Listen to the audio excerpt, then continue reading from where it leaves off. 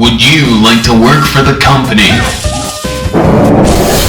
Venture to far-off, distant places. See unique and varying fauna. Develop complex post-traumatic stress disorder.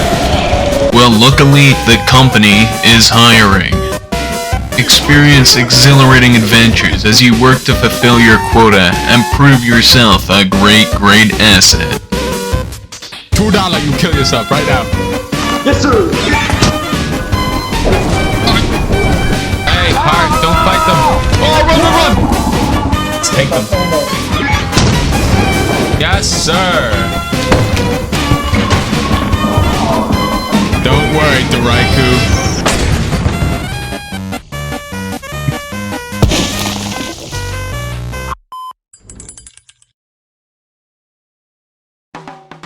Hey there people, Zinger here, and welcome to Lethal Company, Amazon simulator circa, I don't fucking know.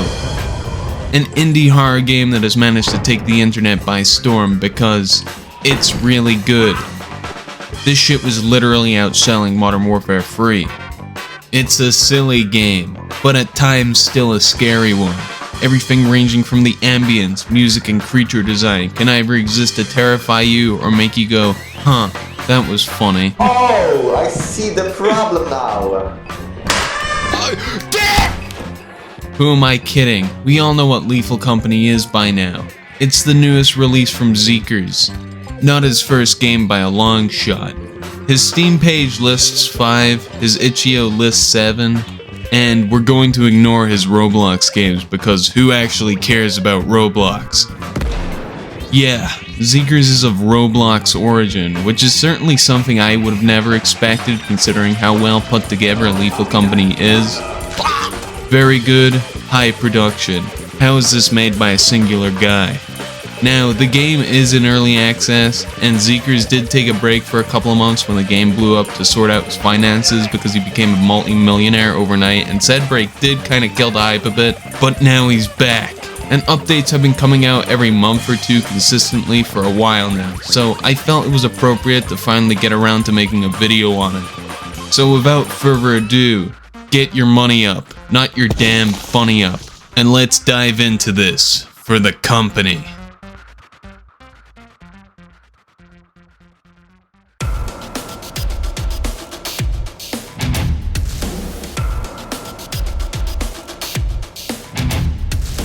So you want to be a great asset. Want to meet the quota. Maybe go postal and kill your co-workers. Well, allow me to welcome you to the company. Your indentured servitude to us will define you as a remarkable pebble that makes up the road we're heading down. First thing you'll see when entering the game is your ship. Your lifeline gifted to you for use by the company, and will be the first thing you've got to get yourself acquainted with.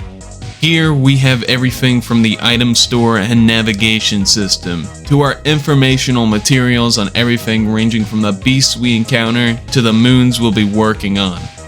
But what's that? It's all in one device. That's right, baby, I just described to you the terminal. Arguably the most important asset you'll have while running for the company. People like the monitor because it lets you track employees, loot, and hazards, but the terminal can do this plus so much more. Also, there's maybe some stuff I won't mention yet, don't worry about it. Last thing to mention is you can customize the layout of your ship. And every time I play, without fail, I have to be a political commissar and yell at everyone to not mess with the interior. I'm gonna kick the next person to move something.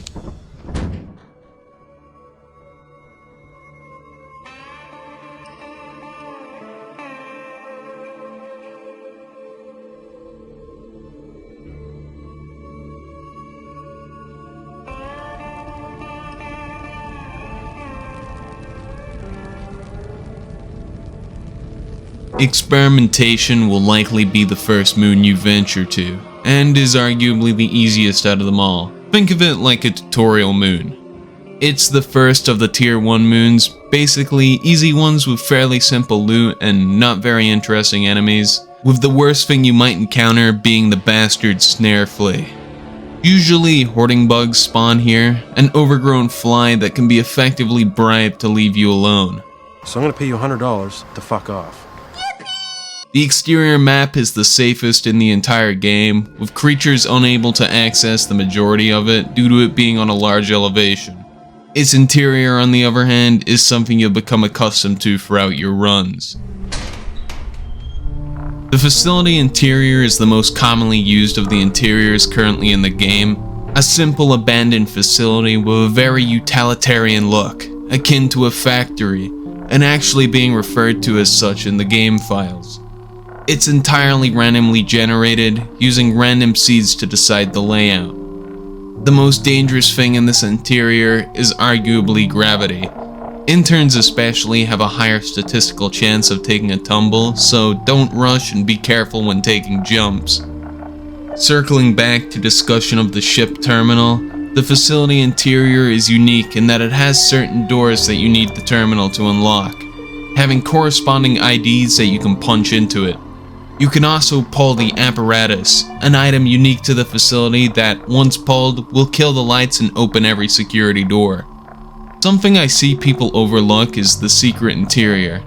It's accessible from the pipe off the side of the map. You'll need to use 2 ladders to access it, but it is possible through vanilla methods. It's likely something left over from beta, which was very different from the current form of the game. All in all, experimentation is probably the map you'll play exactly once during your playthrough. Realize it's absolute abysmal dog shit when you pull like 200 value with a full team and never play it again. So from here, what most reasonable people would do is check out the other moons, and this is usually when you'll realize there's paid ones in the form of Ren, Dian, and Titan. Not gonna talk about them yet though. You're most likely to venture to the other tier 1 or even a tier 2 moon, which are more diverse in their creature roster, and as such, more hazardous. I could sit here and talk your ear off about them all individually, but they all begin to sort of blend together as you get further down the terminal's list. One thing I will mention real quick though is weather conditions, which is a modifier each moon can be assigned each day, ranging from easy stuff like rainy or foggy to more difficult modifiers like stormy or eclipsed. They're usually self-explanatory. Rainy means rain occurs, which spawns quick mud. Stormy spawns lightning, which can kill you. And then you have eclipsed.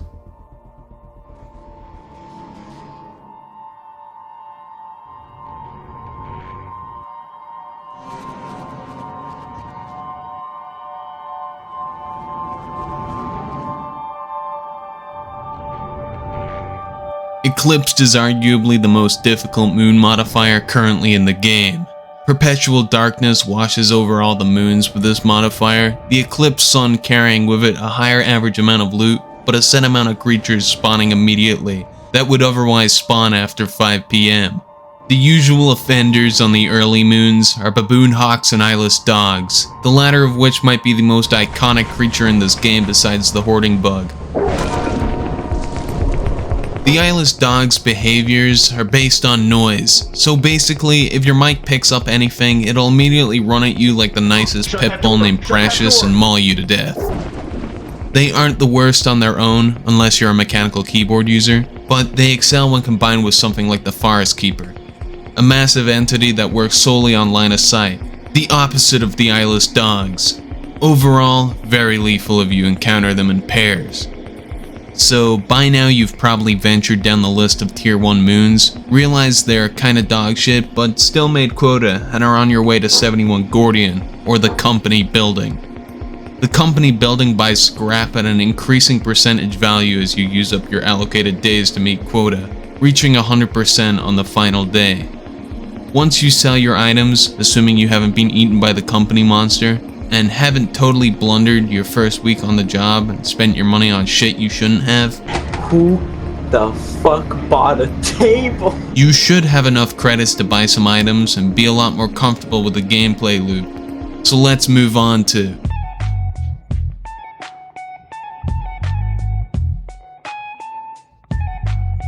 assuming you pulled a couple hundred credits after your first quota, you'll likely be looking at some of the items you can buy from the terminal store. I like to break it up into 3 tiers: actually usable, gimmicky but usable, and abysmal dog shit. Things that are actually usable include walkie-talkies, pro flashlights, boomboxes, and shovels. Essential items that are really a must if you're getting into the game with some friends, and are all pretty self-explanatory. I think I only really need to specify that shovels are for beating shit to death. Gimmicky items are stuff like jetpacks, extension ladders, stun grenades, the zap gun, TZP inhalant, the radar booster, weed killer, and the company cruiser. I'll run back and explain these in a moment. Finally, there's absolute abysmal dog shit, which includes the base flashlight and lockpicker. The base flashlight is just a dog shit version of the pro variant, and the lockpicker is pretty self-explanatory. Circling back to gimmicky tier, the jetpack is honestly amazing if you know how to use it, but the steep learning curve plus recent nerfs in version 55 have kinda hindered it. Thankfully, I personally play with an absolute drunkard who somehow manages to get better at operating it while inebriated. The extension ladder is pretty self-explanatory, however it is also an incredible hazard. The zap gun can be used to hold enemies in place and has a very situational use that I'm going to bring up later. TZP inhalant is a totally safe combination of meth and helium, allowing you to run at max speed as long as you're huffing on it. The radar booster is funny because I originally had this in abysmal dogshit tier until Jetpack Drunkard actually informed me of some of the stuff it can do. It's weird because you can do stuff like stun enemies and play sounds to lure entities like the dogs away, but you'll need a dedicated ship bitch to use it, which means it's restricted to co-op use only. Weed Killer is counterplay to the enemy known as the Kidnapper Fox, used to kill the vein shrouds that allow it to spawn, but is also used to repair and overcharge the company cruiser. The company cruiser is a literal truck that you can buy for an easy 400 credits. It's not very viable, but can also be used on certain late game modes to easily pull thousands of credits per day. It also one-shots every entity that has health. You wanna run him over with a cruiser? Yes. Run him over. Fuck you! The majority of these items require being charged back on the ship, using a literal massive induction coil to blast your hand, and by proxy, any item you're holding with energy. I think this would be pretty dangerous, but it is what it You don't like the exposed induction coils, bro? True. Exposed induction. In addition to the item store, there are also ship upgrades and furniture. Currently, there's only 4 ship upgrades with varying degrees of usefulness. To go down the list, first we have the teleporter, which allows you to teleport employees back to the ship with the press of a big red button. Very handy for corpse retrieval so you don't get slapped with a massive penalty for leaving bodies behind. In addition to the base teleporter, we also have the inverse teleporter, which teleports employees into the facility at random. This one could be good, but it doesn't teleport your items in with you, and as mentioned, teleports you to a random spot. Holy sh! The loud horn is obviously a loud horn, and the signal translator is used to display a global message using the terminal. I would go over the furniture items, but a lot of them have no real purpose, so I'm gonna skip over them. Anyway, with all this covered, I'm now gonna move on to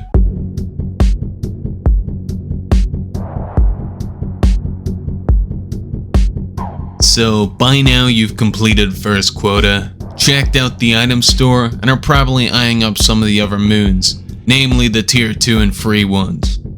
To begin, we have the tier 2 or intermediate moons of Offense, March, and Adamance.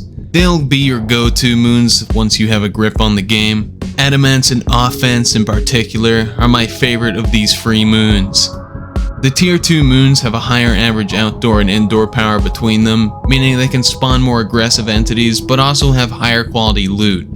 Here, you'll likely meet things like the tulip snakes, for example, outdoors, a creature that will jump on your head, attempting to lift you off the ground and fly off with you.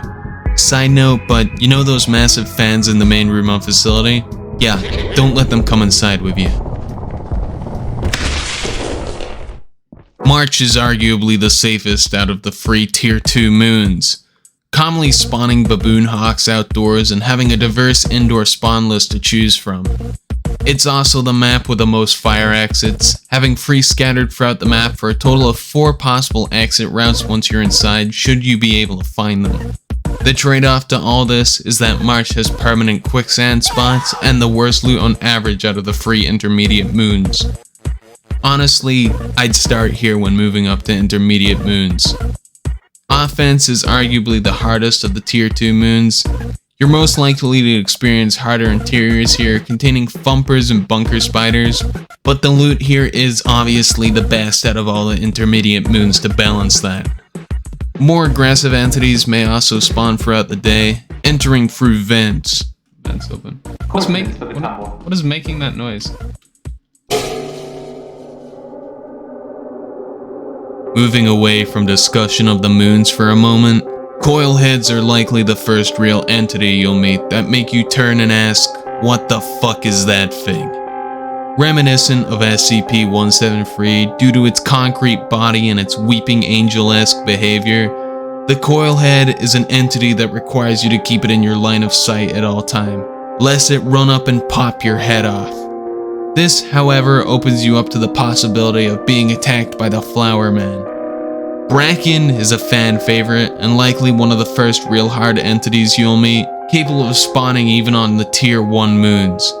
He is a big black man, usually blending into shadows and only noticeable due to his glowing white eyes.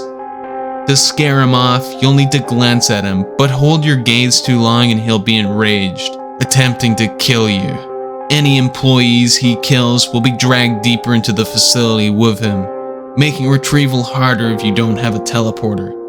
These 2 entities can spawn simultaneously on some moons, given it has a high enough power level, making it hard to counter both of them.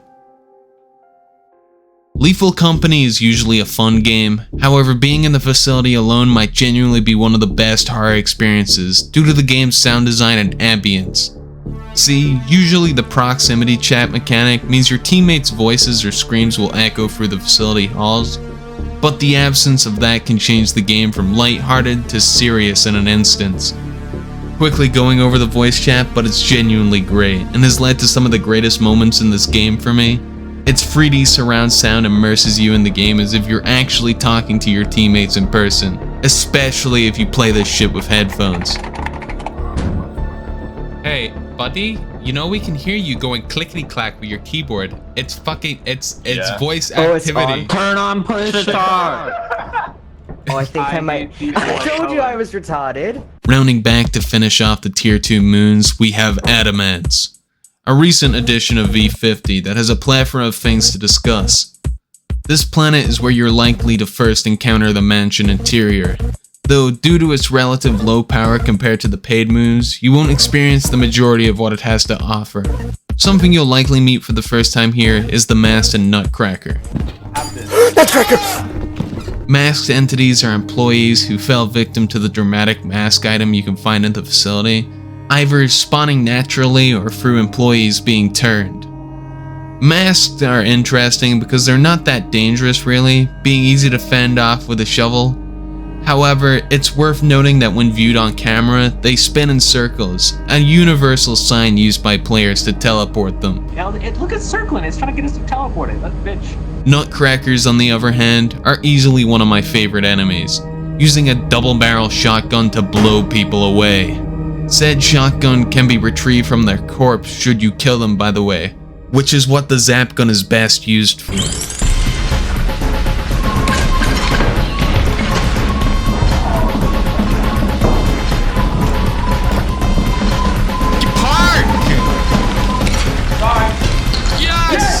The shotgun honestly isn't that great in my opinion. I think a buff allowing it to one-shot more enemies is what it needs to make it worth the risk. Personally, every time I've used it, I've gotten mauled to death. Until it's done. Adamants' exterior is notable for its alternate paths to main entrance, with a collapsible bridge on your right exiting the ship and a little parkour piece in the opposite direction. The bridge is notable due to it being a feature shared with the Moon Vow. It's collapsed based on how much weight is moving over it, meaning you should never try and use it to escape forest keepers. Home to creatures like the tulip snake, eyeless dogs, the usual suspects, However, another common spawn here is the Old Bird, a massive robotic war machine that screams baby noises at you. Its bestiary references a condemned planet named 5 Embryon. Punching this into the ship's terminal reveals a planet for the low price of 150 credits. Condemned? Scraped from the records? Surely it can't be that bad.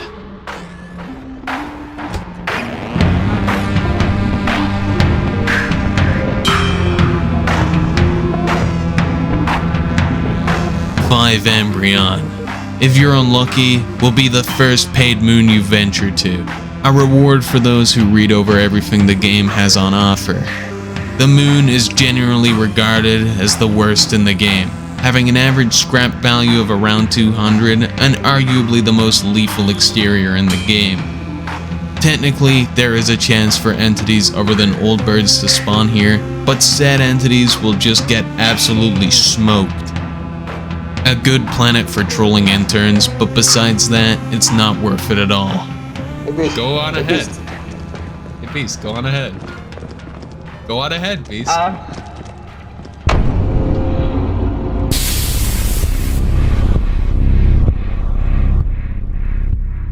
This segment is an addendum covering the V60 update. The mineshaft interior is a new addition of V60, commonly spawning on the moons of Vow, Offense, and Dine. It is arguably the most unique and downright fun interior due to its design and layout, having areas you need to swim through and bringing back the elevator from the development builds of the game. All of this is in addition to spins on previous interior designs. V60 has also added changes to the scrap pool, adding new items and a hidden modifier that makes moons only spawn one type of scrap. I found a 7th Zeekerss dog and an 8th Zeekerss dog.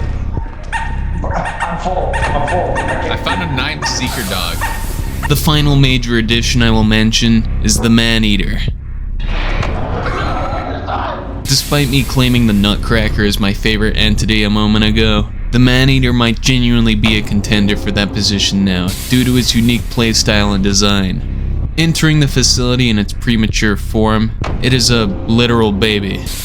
You can pick it up and you have to comfort it to keep it calm, or else you will face its secondary form, the true Man-Eater. Now, the true Man-Eater can be killed, however, the baby cannot for obvious reasons. Overall, a great update, which has added a lot more variety to the game and left me very, very excited for the future.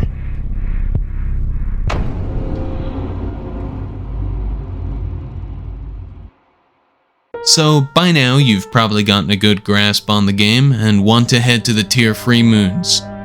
The tier 3 moons are usually played differently from the ones in tier 1 and 2 due to them costing at the very least 550 credits to go to, meaning you'll usually end up sitting on the same moon for all 3 days of your quota and work through any modifiers such as becoming eclipsed or stormy. Going through them in order, starting with the cheapest moon, Rend. Rend is my personal least favorite of the tier 3 moons. Snowy and cast in constant fog, a trait shared between the 3 of them. Its default interior is the Manor, with an average scrap value of around 1200. Of course, the difficulty is higher compared to previous moons. Next, we have Dine. Pretty much the twin to Rend, and honestly pretty slept on nowadays. You see, prior to V50, Dine had a completely different exterior, and people thought it was kinda ass. People have continued to disregard it to this day, but honestly I think it might be even better than Rend. At 600 credits, it costs 50 more, but obviously has slightly better loot at an average of 1300, and is a little more difficult. With a default mineshaft interior, it's just a more fun Rend, plus its exterior is vastly superior in my opinion. Finally, we have Titan. Arguably the greatest map in the game right now, coming in at a cost of 900 credits.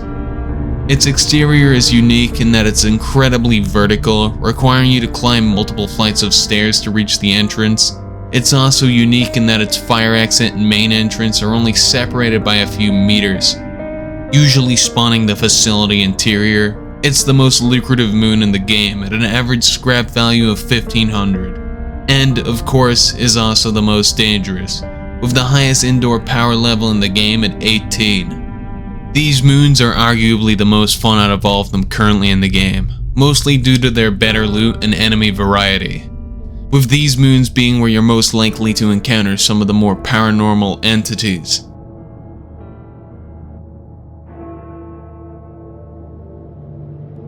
The Ghost Girl is a curious entity, entirely unique in the fact that she's only capable of being seen by one employee at a time, that being the current most paranoid one. That performance report at the end of each day, it's actually based on values tracked throughout the day. Laziest being who took the least steps, most injured being the most damaged, most valuable being who brought the most value back to the ship, and paranoid being whoever looked around the most. She's not confined to the interior, meaning she can and will follow you out to try and kill you. The right goo! What the fuck?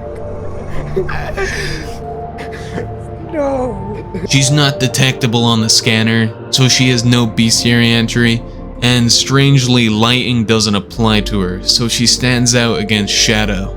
Other entities you can encounter include the Jester, the biggest bitch ever, for their presence is effectively a run-ender. It will actively seek out employees, and once found will begin winding up. This can range from 18 seconds to 50 seconds depending on the amount of players in the lobby, but no matter what, once it pops, it'll actively seek out and kill any employees in the building. Not like I know though, cause it's as simple as just stepping outside to reset it. Shit ass mob. Don't like it. What I do like is the Barber. Most common on Dyne and Embryon, the Barber is one of the newest enemies added in V55. Invisible until you get really close to it, it's mainly identified by their accompanying marching band noises. Like the Kidnapper Fox, it gores employees by snipping them in two. Very cool entity, I like them a lot.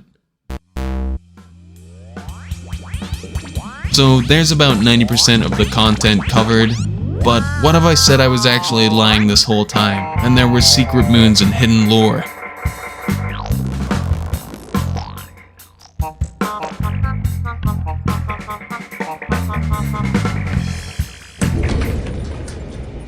So, you know how when you pull the apparatus on facility, all the old birds wake up? It's due to the radiation spike. Coil heads carry dangerously high levels of radioactive particles. V50 introduced the chance for the game to open with a unique cutscene. Nothing's confirmed, but this is likely a facility in the process of a meltdown, prior to being abandoned. If you're on Adamance and unlock the exterior house, you'll find the name of a secret moon scribbled across its walls. Artifice, at a cost of 1500 credits, is the most lucrative moon in the game. It has less indoor power than Titan, meaning it's not as dangerous. However, this is balanced by its high outdoor power.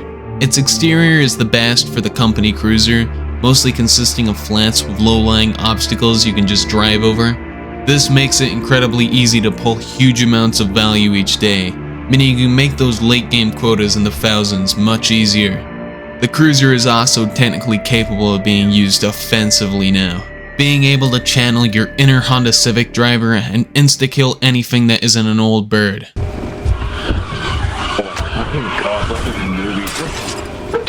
Oh, what the fuck? Dude, we knocked... Okay, we knocked him over, I think. Usually spawning the mineshaft interior, it's arguably the most well-rounded map in terms of enemy variety, with everything except the Barber and Ghost Girl sitting at around a 6 to 8% spawn rate. The exterior is interesting, very clearly lived in and used, with warehouses containing impromptu medical setups. The more you look under the hood of Lethal Company, the more things seem to not add up. There was clearly some kind of war, possibly responsible for everywhere being abandoned and for some of the entities we encountered during our runs. In the V50 cutscene, I think this is some kind of attack on the facility. Obviously, you have the coil head and a kind of stasis in the background, being set loose when the attack begins, and you can clearly hear nutcracker shots booming in the background. Maybe this was a production facility or a base. I teased it at the start of the video, but within the ship you can find a sticky note reading, "You're in deep. Access files Sigurd," which when entered into the terminal brings you to a database of logs. Depending on whether you found any on the moons or not, you'll have a variety to choose from. For now, we'll stick to the earliest of them, however.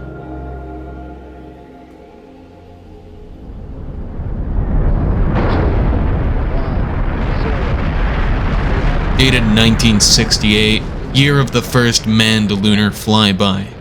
The log follows the former crew of our ship, discussing how they're writing these logs to stay sane, and pointing out how, if we're reading this, we're likely from another crew. The turnover rate being absolutely insane. Which, I mean, he's not wrong. The major thing to take away from this log, however, is the date. With all current logs taking place a little under 2 months between August 24th and October 15th, 1968. The world of Lethal Company is obviously in an entirely different timeline to our own, with space having been conquered prior to when we landed on the moon in real life. Continuing through the logs is a series of Zeekerss descending down the rabbit hole. Log 2 asks what the company is even using this worthless scrap you collect during your runs for, with Log 3 talking about how the company building made psychotic sounds from behind the counter, his flashlight unable to even see what's inside the selling area. Things only seem to get worse in the fourth one. Talk of a voice on the radio telling him of the golden planet, how it was swallowed up by a beast and they're in its body being digested, screaming at Sigurd when he asks if they're stuck behind the wall at the company building. The next few logs are more of the same. Talk of how he forgets even joining the company, losing one of his crewmates, more screams on the radio. That voice that represents the company, it's not even at the company building, it's on the other side of the solar system. Eventually, he discusses the moon Titan, like the actual one we visit. At the time of writing, it was very much lived in, with Sigurd's dad living there. It's not gonna look the same in 2 years. As of V60, there is also a second cutscene. There's not much to work off of, but what we got is certainly a head scratcher. Obviously an employee that had been fired, blown out into space to choke to death. A pardon. A defense. A tunnel. A hole in the fence. For all the wary workers, does it exist? A flash of light and there's a door before us. We take off our helmet and step inside. There is such a place. Lethal Company is unfortunately unfinished as of this video, still being in early access, yet the crumbs of its story are still there. Under the company building, if you do some parkour, you can find a massive contraption with "Don't Tell" sprayed across it. It's unfinished and according to Patreon posts will require many items to function, but I'm willing to bet this is the end game. What we'll be working towards on each moon. Hunting for items to finish putting it together so we can finally finish what Zeekerss started and breach the company building.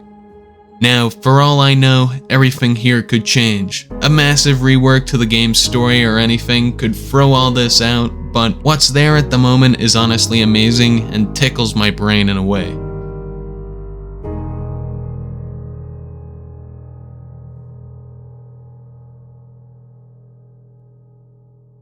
So there's that.